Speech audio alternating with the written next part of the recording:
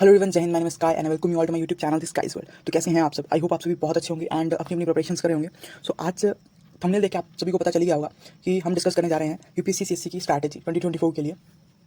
पर स्ट्रैटेजी से भी पहले किस वे में हमें सब्जेक्ट्स को पकड़ना चाहिए, उससे भी पहले हम यूपीएससी की ना कुछ डिमांड्स को डिस्कस कर लेते हैं, जो कि आपको नॉर्मली नहीं बताई जाती है। और नॉर्मली इंसान को इस चीज़ को समझने के लिए 2 साल भी लग जाते हैं, कईयों को 1 साल भी लग जाता है इस एक्चुअल डिमांड को अंडरस्टैंड करने के लिए। तो पहले हम डिमांड के बारे में बात करेंगे, आफ्टर दैट हम एक डिटेल्ड स्ट्रैटेजी के बारे में डिस्कस करेंगे कि कैसे हमें स्ट्रैटेजी को फॉर्मुलेट करना चाहिए, राइट। क्योंकि जो आपकी स्ट्रैटेजी है ना, वो उसमें एक इवॉल्वमेंट होनी चाहिए आपकी।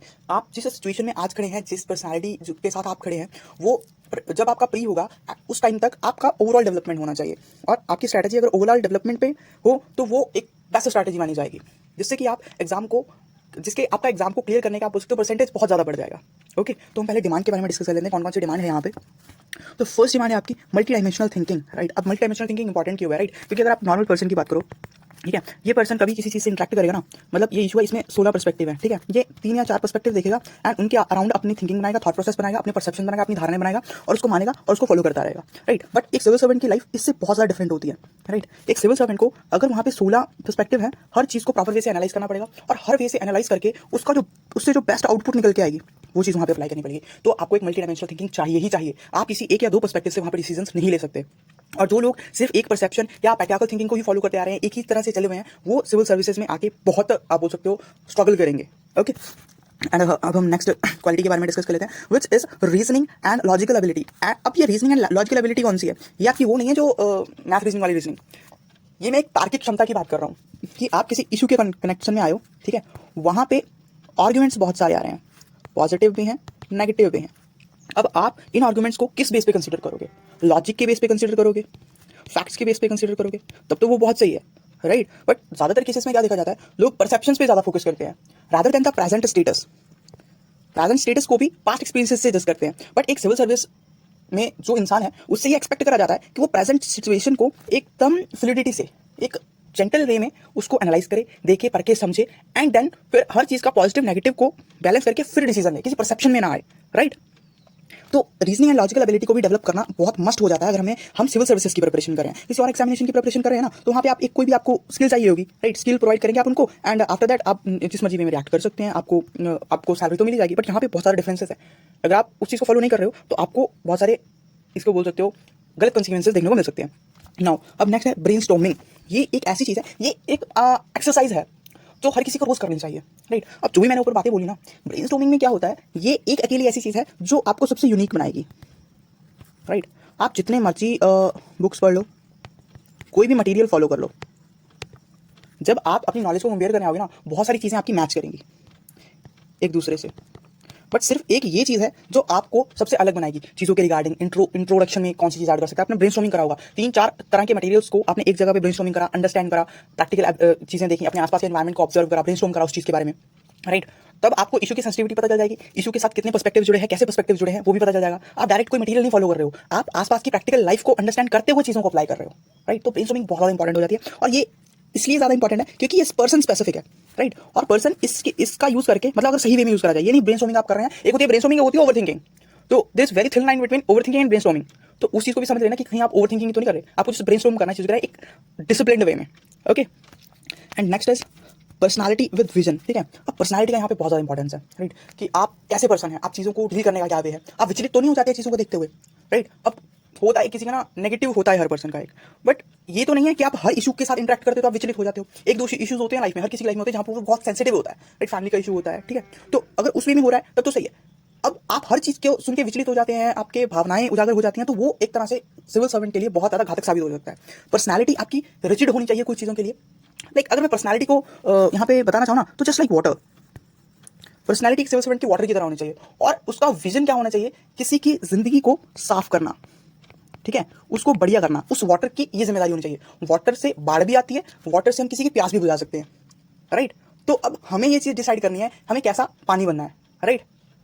उससे दोनों काम होते हैं, ओके। तो दिस काइंड ऑफ विजन, क्या आपका विजन क्या है? अगर आपके माइंड में टॉक्सिक चीज़ें भरी हुई हैं, नेगेटिविटी भरी हुई है, करप्शन को सपोर्ट करते हैं, नेगेटिव चीज़ों को सपोर्ट करते हैं, तो आप एक अच्छे सिविल सर्वेंट नहीं बन पाएंगे, राइट। तो एक विजन बहुत ज़्यादा इंपॉर्टेंट है, तो इसको भी अपने माइंड में फिक्स रखना है और लॉन्ग टर्म में इस चीज़ को फॉलो करने की कोशिश करनी है कि हमने अपनी चीज़ों को एक रैशनली देखने का वे डिसाइड करना है। Now in depth knowledge. अब ये थोड़ा एग्जाम स्पेसिफिक चीज आ गई, मतलब जो यूपीएससी जज करता है हमें जिस बेसिस पे, क्योंकि अगर आप इस साल का प्री देखेंगे, इस साल का प्री क्या, अब जो लास्ट जैसे कंटेंट इवॉल्व हो रहा है ना सब्जेक्ट वाइज, उस चीज को अगर आप कंसीडर करेंगे तो इन डेप्थ नॉलेज अब नेसेसरी हो चुकी है। अब कुछ क्वेश्चन ऐसे हैं जहां पे आप एलिमिनेशन मेथड लगा ही नहीं सकते, किसी भी कीमत पे अप्लाई नहीं होगा, वहां पे तो आपकी ये चीज आएगी। और इस चीज के पीछे मैं आपका एक ना वो बता देता हूँ कि एक थॉट प्रोसेस क्या होता है ऐसी चीजें पूछने का। बिकॉज अब एक सिविल सर्वेंट हमें हमारी सोसाइटी को संभालने के लिए चाहिए, हमारे समाज को संभालने के लिए चाहिए।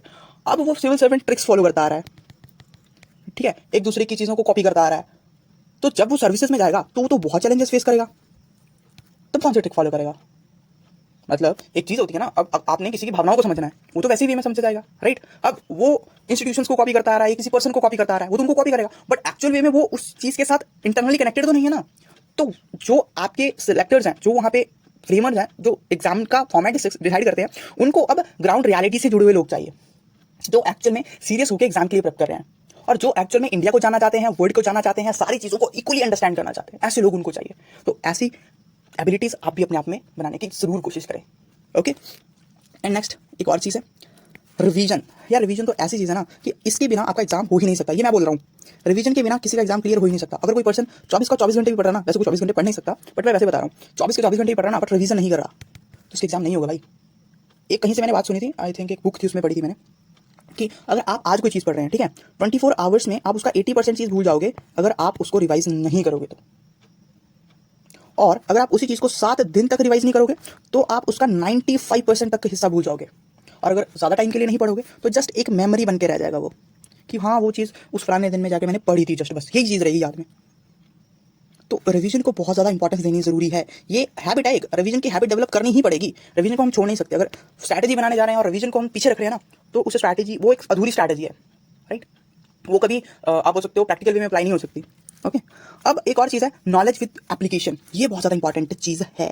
अब जब कोई पर्सन पूछता है ना, सर मैं इस चीज़ के लिए कौन सी बुक फॉलो करूँ, या हम लोगों से उस चीज़ के बारे में पूछते हैं, ठीक है, तो इसका मतलब बताऊँ क्या है, कि हमने सिलेबस से इंटरेक्शन नहीं करा है अभी, ठीक, और PYQs को एनालाइज नहीं करा है जब हम इस चीज़ पे जाते हैं, ठीक है। क्योंकि नॉलेज चाहिए, नॉलेज का भी एक ना यूपीएससी में या किसी भी सिविल सर्विस एग्जाम की बात करो, वहाँ पे ना एक नीड है, ठीक है, और उस नीड, वो नीड जब आप सेटिस्फाई करोगे तभी आप नॉलेज को एग्जाम में अप्लाई कर पाओगे, राइट। बट अगर मैं बात करूँ कोई सब्जेक्ट है, सब्जेक्ट ये 100 है ना, ये पूरा सब्जेक्ट है 100, तो civil services specific topic, specific चीज़ सिर्फ उसमें 10% होगी, ठीक है। बट हम क्या करने बैठे रहते हैं, PhD डायरेक्ट लोगों को फॉलो कर रहे हैं, बुक्स को फॉलो कर रहे हैं। बट यहाँ पे बुक्स मैटर नहीं करती, यहाँ पे टॉपिक्स मैटर करते हैं। टॉपिक्स आप कहीं से भी पढ़ लीजिए। अब जो चीज़ कहीं पे मेंशन होगी वो किसी और बुक में जाके कोई चेंज थोड़ी हो जाएगी। अगर आप स्टैंडर्ड बुक्स जो जनरली फॉलो करिए तो उनको भी फॉलो करिए, बट टॉपिक स्पेसिफिक रहिए, चीज़ों को समझने के पे ध्यान दीजिए, और उससे भी ज़्यादा उसकी एप्लीकेशन पे। अगर आप टॉपिक पढ़ रहे हैं मान के चलो, ठीक है, और साथ साथ में आप प्रीलिम्स के सेक्शनल टेस्ट लगा रहे हैं, राइट, प्रीलिम्स के सेक्शनल टेस्ट लगा रहे हो आप, तब आप एक अश्योरिटी वहाँ पे बना रहे हो कि एग्जाम में क्या चीज़ आएगी, राइट, और मेरे को उस चीज़ को डाइजेस्ट कैसे करना है माइंड में लॉन्ग टर्म में, राइट, कि इस चीज़ को हमें कैसे डाइजेस्ट करना अपने माइंड में, और लॉन्ग टर्म तक हम उस चीज़ को कैसे सॉल्व आउट करते आएंगे। तब हमें एक अंडरस्टैंडिंग बिल्डअप हो जाएगी कि प्री की क्या रिक्वायरमेंट है। वरना आप रैंडम सब्जेक्ट कवर करते रहोगे और उसका रिजल्ट कुछ भी नहीं निकलेगा। एंड जनरली सेइंग यार, अगर आप रैंडम पढ़ रहे हो ना तो उसको कोई फायदा नहीं निकलेगा। आप 2 महीने पढ़ते रहे एंड जब आपने टेस्ट सीरीज से आप इंटरेक्शन कर रहे हो तो आपका 20% क्वेश्चन भी सॉल्व नहीं हो रहे, तो उस पढ़ने का फायदा क्या यार। ये चीज़ अपने माइंड में क्लियर रखो। डिमांड एप्लीकेशन को अपने माइंड में रखो कि मैं जो नॉलेज पढ़ रहा हूँ उसको मैं अप्लाई कहाँ पे करूँगा, राइट।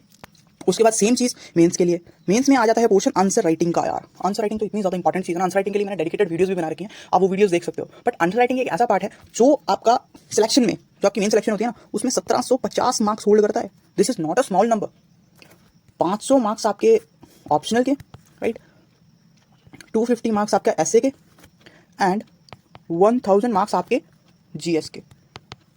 तो ये सारी चीज़ें आपकी आंसर राइटिंग में डिपेंडेंट है, और आंसर राइटिंग को आपको स्ट्रॉन्ग करना ही पड़ेगा। इस चीज़ का कोई भी स्टफ सब्स्टिट्यूट नहीं है। अगर आप चाहे बहुत बड़े गुणियानी हो, आपको एक टॉपिक अगर मैं बोल दूं उसके लिए आप 20 पॉइंट बता सकते हो, आपको एक एक पोर्शन की नॉलेज है, बट अगर आपकी रिप्रेजेंटेटिविटी अच्छी नहीं है ना, आपको टॉपिक को रिप्रेजेंट करना अच्छे से नहीं आता है, तो I am sorry my friend, examination में उसकी कोई कंसिडरेशन नहीं होगी। आप आंसर लिख के भी आ जाएंगे, वहाँ पे मार्क्स ही नहीं देंगे वो लोग, राइट। तो इस चीज़ को तो हमें स्ट्रॉन्ग करना ही पड़ेगा। बाकी कुछ बिहेवियरल चीज़ें हैं जैसे कि patience, perseverance, consistency, hard work, focus, discipline. Patience जब हम टूट जाते हैं, बिखर जाते हैं, जब इंपेशेंट हो जाते हैं, तो पेशेंस रखना बहुत ज़्यादा इंपॉर्टेंट हो जाता है। जब हमारा मन टूटने लगता है, चीज़ें डिस्ट्रॉय होने लगती हैं, बहुत फेजेस ऐसे आते हैं कि आप छोड़ देते हैं, तब आपकी दृढ़ निश्चितता आपको अश्योर करती है कि भाई उठ, अब काम कर, अब तेरे को नीड है इस चीज़ की और तू कर सकता है। तो उसके बाद कंसिस्टेंसी। इस चीज़, इन दोनों चीज़ों के लिए ना स्ट्रेंथ बिल्ड करती है। पेशेंस भी कंसिस्टेंसी से आ जाती है, परसिवरेंस भी कंसिस्टेंसी से आ जाती है, क्योंकि जब आप कोई काम कंसिस्टेंसी से करते हो ना तो रेगुलर वे में होता रहता है। फिर patience slowly slowly slowly slowly build up हो जाती है। एक कोट है वो मैं आपको बताता हूँ, कहते हैं सब्र करने से लेकर सब्र आने तक इंसान जिंदगी का सब कुछ सीख जाता है, हर चीज़ सीख जाता है जिंदगी की। ठीक है, तो बस सब्र करो, चीज़ों को अंडरस्टैंड करो, पेशेंस रखो। और यहाँ पे ना हार्ड वर्क स्मार्ट वर्क के कॉन्सेप्ट में आपको बताता हूँ। लोग ना मतलब अभी उनको 10 दिन हुए हैं प्रिपरेशन में हुए, बात करते हैं स्मार्ट वर्क की।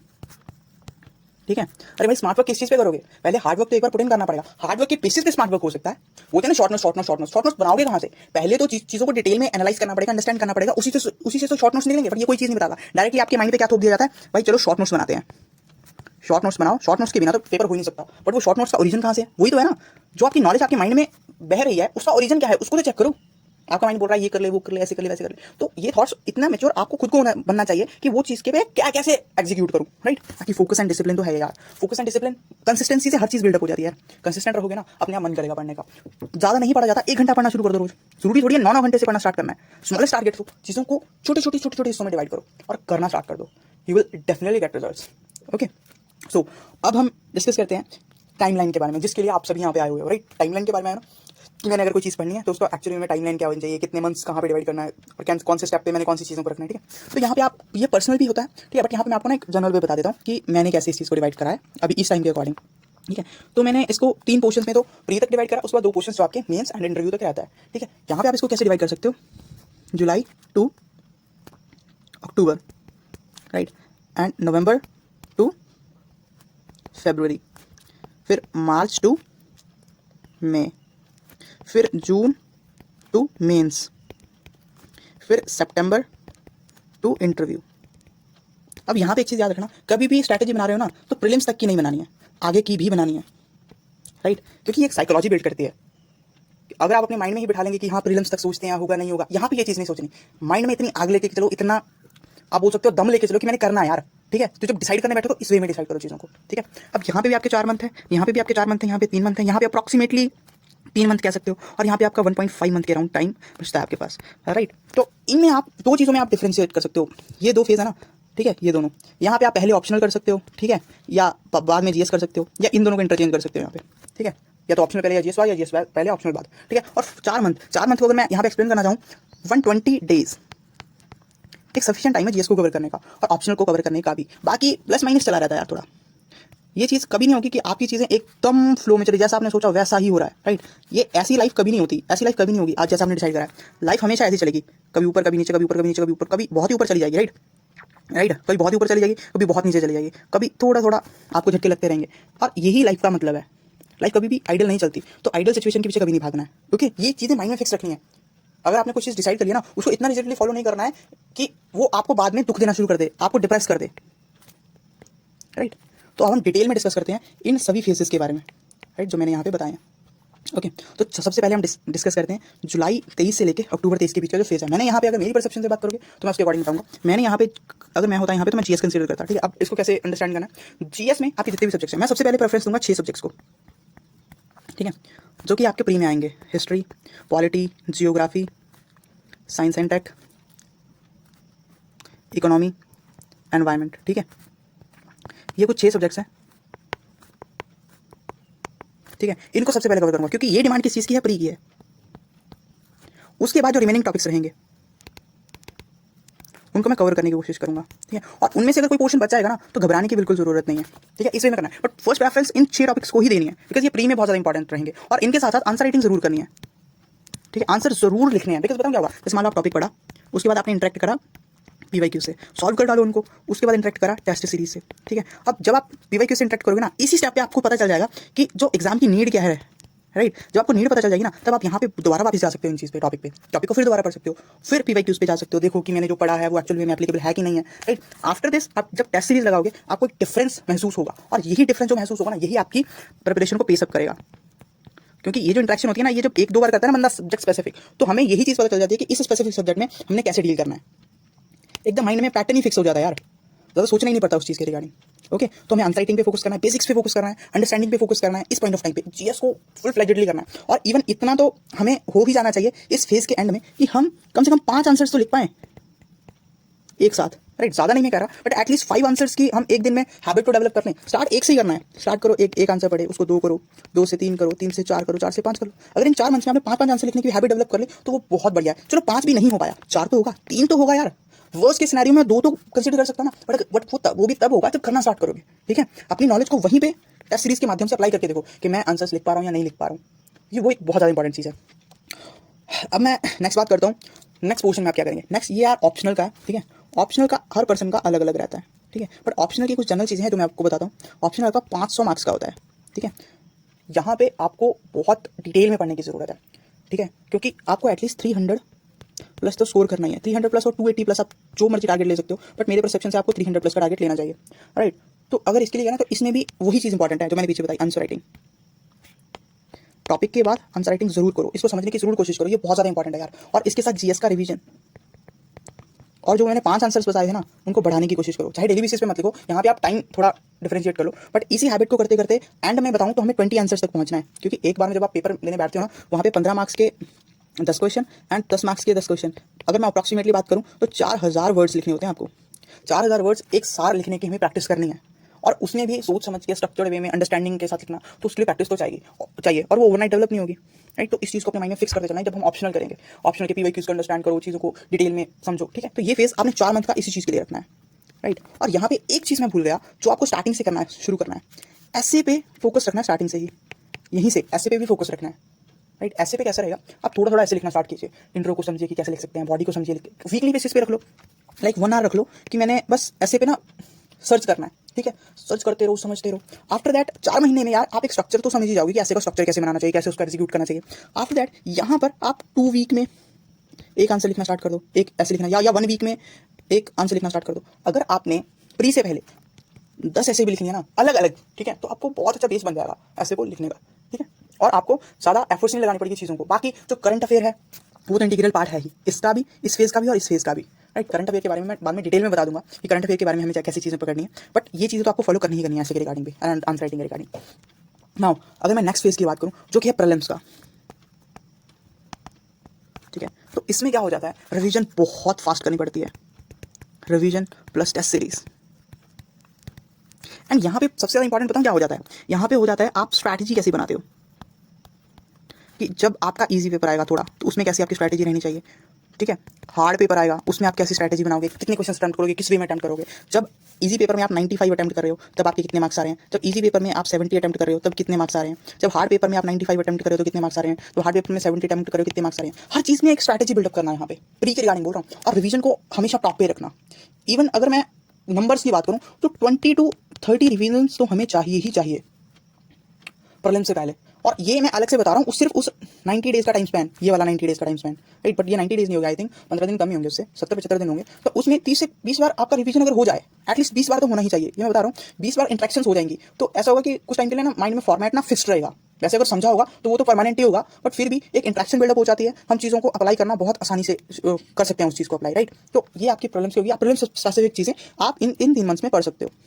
राइट, एंड अब हम नेक्स्ट बात करते हैं जो नेक्स्ट फेज मैंने डिसाइड करा है, जून टू मेंस। अब इसमें बहुत सारी चीज़ें आ जाती है। जब आपका प्रीलिम्स क्वालिफाई हो जाता है तो थोड़ा बंदा बूस्ट भी हो जाता है। राइट, बूस्ट हो जाता है, कॉन्फिडेंस आ जाता है, चीज़ों को समझने का वे अलग हो जाता है। ठीक है, इस पॉइंट ऑफ टाइम पे आपको क्या करना है, मेंस स्पेसिफिक जितने आपके रिमेनिंग टॉपिक्स हैं, जितने टॉपिक्स आपके बच गए हैं, जैसे मैंने बताया था ना कि आपने जो फर्स्ट फेस करना है उसमें आपकी जितनी चीज़ें कवर हो जाए उतना कर लेना है। ठीक है, आफ्टर जो चीज़ें बच जाएँ वो इस फेज में रख सकते हो। राइट, तो इसमें जो भी आपने चीज़ें बची हैं वहाँ से वो कवर करनी है, एंड ऑप्शनल का पार्ट जो बचा हुआ है, ठीक है, वो करना है। राइट, अब यहाँ पे एक चीज़ देखना, यहाँ पे आप मेंस के लिए प्रिपेयर करने आ रहे हो ना, बट यहाँ पे मैंने क्या बोला था ऊपर वाले यहाँ पे कि एटलीस्ट आपने 20 आंसर तो लिखना सीखना है। यहाँ तक अगर आपने 20 आंसर लिखना सीख लिया है तो यहाँ पर जब आप रिमेनिंग टॉपिक्स कवर कर रहे हो और ऑप्शनल के बारे में पढ़ रहे हो, ठीक है, तो आप एक पेपर लिख सकते हो। एक पेपर लिखने का दम है ना आपके पास, जो कि आपने एक्स्ट्रा एफर्ट्स नहीं लगाई, आपने ऐसे करा 1 से 2 आंसर, 2 से 3, 3 से 10, ऐसे करते करते आप 20 आंसर तक पहुंच गए एक पॉइंट ऑफ टाइम पे, कि एक बार लिख रहे हो तो 20 आंसर आप लिख पा रहे हो। Right, this is the thing कि अपनी चीज़ों को स्मॉलेस्ट स्टेप चीज़ में तोड़ देना है एंड उसके बाद उसको एग्जीक्यूट करना है।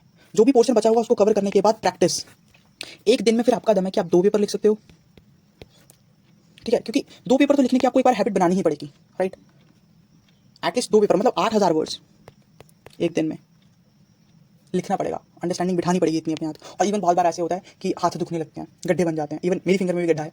लिख लिख के गड्ढे बन जाते हैं। और ये चीज़ ज़रूरी भी है, बिकॉज आपको आपके पास वहाँ पे ना वेस्ट करने के लिए टाइम नहीं है, ठीक है। तो ये प्रैक्टिस यहाँ पे बहुत ज़्यादा इंपॉर्टेंट है, ये आपको करनी पड़ेगी इस पॉइंट ऑफ टाइम पे, और मेंस के लिए रेडी होना पड़ेगा। एंड करंट अफेयर्स को आप नहीं छोड़ सकते, करंट अफेयर्स के बारे में आपको इन डेप्थ नॉलेज लेके ही चलना पड़ेगा। विदाउट दैट चीज़ें बहुत बोलो ब्लर्ड फॉर्म में रहती हैं अगर हम करंट अफेयर्स का साथ छोड़ के चल रहे हैं यहाँ पे तो, ओके। एंड मेंस के लिए हमें पेपर्स को एनालाइज करना, उसकी मार्किंग करना, चीज़ों को अंडरस्टैंड करना कि, और यहाँ पे एक्सपेरिमेंट का बहुत ज़्यादा रोल होता है। जितना आप एक्सपेरिमेंट करेंगे उतना ज़्यादा आप अच्छे वे से चीज़ों को रिप्रेजेंट कर पाएंगे। एंड चलो नेक्स्ट लास्ट फेज़ के बारे में बात करते हैं। लास्ट फेज़ में जो होता है, लास्ट फेज़ की स्ट्रैटेजी की अगर मैं बात डिस्कस करना चाहूँ तो यहाँ पे आप न्यूज़ पे एक्स्ट्रा फोकस दे दो, ठीक है। एकदम एक्स्ट्रा फोकस डाके देके न्यूज़पेपर कवर करो। मतलब इस पॉइंट ऑफ टाइम पे ज़्यादातर टॉपर्स को भी मैंने सुना है कि वो the Hindu and Indian express दोनों फॉलो करते हैं इस फेज़ में, दोनों न्यूज़पेपर फॉलो करते हैं। करंट अफेयर्स की मैगजीन को पढ़ लेते हैं, 365 को पढ़ लेते हैं एकदम डिटेल वे में, बिकॉज उनको कोई नहीं पता कि अगर चलो नॉलेज के बेस पे कोई चीज़ पूछ ली, राइट, तो वो उसको कैसे डील करेंगे, ठीक है। वो भी थोड़ा माइंड में लेके चलते हैं। बट जो चीज़ें मैंने आपको पहले बताई ना स्टार्टिंग में, अगर आप सब चीज़ों को साथ में लेते हुए उन चीज़ों को माइंड में फिक्स रख रहे हो तो आपको यहाँ पे एक्स्ट्रा लोड लेने की बिल्कुल भी ज़रूरत नहीं पड़ेगी, बिल्कुल भी ज़रूरत नहीं पड़ेगी, अगर आपने उन क्वालिटीज़ को अपने माइंड में बिठाया हुआ है और प्रैक्टिकल वे में अपने में ग्रो कर लिया है। So this is all for the strategy of 2024। अगर मेरे को लगा कि इसमें कोई और चीज़ ऐड ऑन हो सकती है या इसको थोड़ा और डिफरेंट वे में भी एक्सप्लेन करा जा सकता है तो मैं इस पर एक और वीडियो ज़रूर बनाऊंगा। एंड आपको किसी भी चीज़ के रिगार्डिंग अगर कोई भी डाउट हो या कोई चीज़ समझ नहीं आई हो तो आप कमेंट बॉक्स में बता सकते हैं। एंड अगर आपको वीडियो अच्छी लगी हो तो आप कमेंट बॉक्स में मेंशन कर सकते हैं आपको वीडियो को कौन सा पार्ट अच्छा लगा। एंड किसी भी टाइप का डाउट हो तो आप प्लीज़ कमेंट सेक्शन में छोड़ के जाइएगा। तो अभी ये वीडियो हम क्लोज करते हैं। If you like the information, please do like, share and subscribe my YouTube channel. If you like the content, then you can also follow me on Telegram and Instagram. The links are in description. मिलते हैं एक next video में किसी और topic के साथ जो कि आपकी एग्जामिनेशन की जर्नी को और पेस अप करेगा। तब तक के लिए बाय, टेक केयर एंड जय हिंद।